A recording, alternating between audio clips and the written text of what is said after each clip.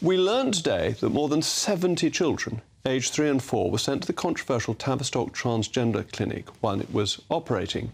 In total, 382 children, aged 6 and under, were referred to the Gender Identity Development Service, GIDS, run by the Tavistock and Portman NHS Foundation Trust in North London. The figures, which were first reported by the Daily Mail and released by the Trust, showed that over the past decade, 12 3-year-olds were referred to the clinic, along with 61 4-year-olds, 145 year-olds and 169 6-year-olds. The clinic had no lower age limit on referrals and was shut down after a damning independent review by Dr. Hilary Cass in 2022 found it was not safe for children. It is set to be replaced with 2 regional hubs. The NHS Trust that runs the Gender Identity Development Service stressed that no 3-year-olds would have received quote-unquote treatment, with staff normally holding a quote one-off discussion with parents or carers to provide support and advice. But should children ever be eligible for these sorts of referrals at such young ages? Should there at least be some sort of lower age limit for referrals? Well, to discuss this, back to my panel, author and broadcaster Benjamin Butterworth and assistant news editor at Conservative Home, William Atkinson. William, this does seem very odd that 3-year-olds were being referred, even if the number of 3-year-olds was very small. Yes, I think it's incredibly concerning because 3-year-olds are already all over the place when it comes to things like gender identity, in brackets. You know, I think when I was 3 or 4, I had a love of watching, say, Cinderella and Sleeping Beauty in a very camp voice. I don't think that was because I was a sort of would-be woman. I think that's because I was 3 years old. And when you're 3, you like lots of different things and have no idea who you are. And I think we can safely say that the Tavistock Clinic is probably one of the worst medical scandals of this century. You know, the number of children who were unnecessarily put on puberty blockers and then recommended for things like surgery at a young and vulnerable age, when many of them already had pre-existing mental health issues, was a scandal. And as you can say, you know, it appears that no child as young as 3 or 4 was approaching any sort of service like that. But nevertheless, it's worrying that they were even being suggested to be put on that pathway or anyway near it, you know, that slippery slope. And I know that's a sort of classic argument to make, but I find it incredibly worrying that, say, activists or even GPs or indeed parents have got to the stage where they thought, you know, a child being a normal kid aged 3 or 4 was in any way necessary for them to be taken to a clinic like this.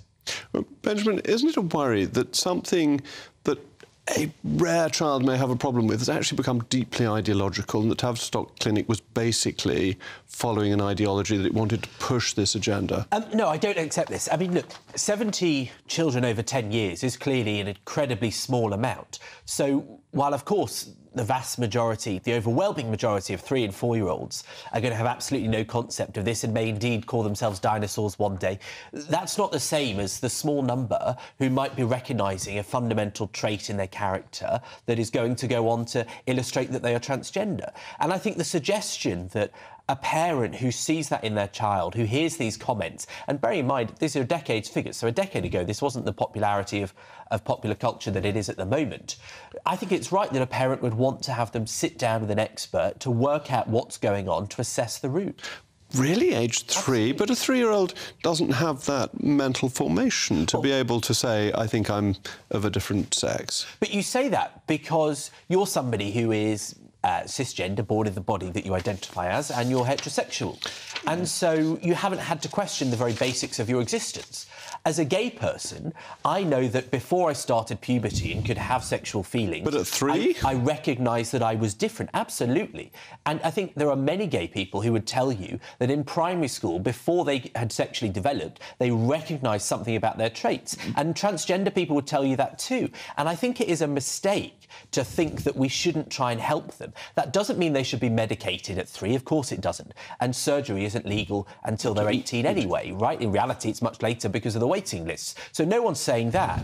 But I think it would be completely wrong to say that there is this one condition that a child should have that shouldn't be acknowledged and assessed by a doctor or a mental health expert. William, is that a fair enough point, that, you know, children do know more than we're giving them credit for at 3? No, I would have to say I don't think it isn't. And I think, you know, comparing it to the example of a child who knows sort of just before puberty or just after, you know, that they might be homosexual is fundamentally different to a 3-year-old who might think that they're, you know, Thomas the Tank Engine or a Power Ranger or a Disney princess. Because, of course, lots of kids think they're a tank engine or a dinosaur and it means nothing.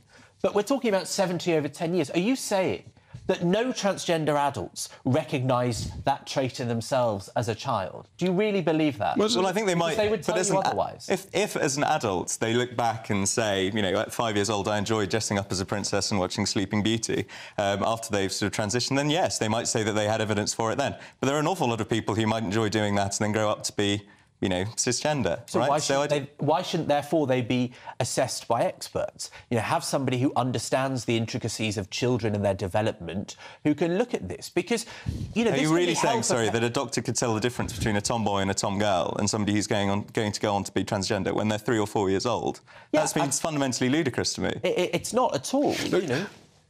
I may be being very unfair, and I think it's very good of you to take up the baton on this. But do you really believe this? Yeah, that a 3-year-old, and I mean, I've got 6 children, and I think my children are brilliant, but at 3, these were not concepts that they would have understood at all. But that illustrates my point exactly. The examples that William gives and that many people would offer are of an external perception of what gender is. But the truth about, and I say this as a gay person, so I have a certain degree of insight, is that you feel these things on the inside. You recognise that there is a very different trait in you. You see, and many transgender adults would tell you that they understood that about themselves, even if they couldn't put a label on it at a very young age. I'm sure I put on Instagram one of my children, aged 3, saying something about Brexit being marvellous. 3-year-olds are very subject to parental influence. And what worries me is that these 3-year-olds haven't suddenly worked out that they're of different gender. It doesn't occur to them, doesn't arise, but their parents are pushing this agenda on them, and that seems to me to be quite worrying, and the Tavistock clinic's then been going along with this ideological agenda. I think the mistake that places like the Tavistock Clinic have made is that they didn't have enough resource to properly assess some of these young people. You know, there's no doubt that there are examples where the appropriate route wasn't taken, but the problem I have is that a lot of people that oppose that clinic, or opposed the clinic, don't advocate for more counsellors to be able to deal with these young people so you don't make those mistakes. And I would also say that when you talk about parental influence, I think it is far more common, certainly historically, that parents would have been discouraging their children from acknowledging who they are, because that is completely out of the vast majority of parents' understanding of life. You know, that's why we have far more people who would say they're openly gay or bisexual today than 50 years ago, not because there are fewer gay people in Britain, but because they are more able to tell the world who they are. And that's the difference. I suspect more parents would tell their kid, no, you're not trans, rather than say, oh, I wish you were. All right. Well, as Benjamin was so nobly taking up the cudgels on that account, I gave him the last word. So thank you both, Benjamin and William. A spokesman for the Tavistock said the Gender Identity Development Service Pathway provides psychological assessment, treatment and support for families. So we are unable to provide figures on those who have undergone physical interventions.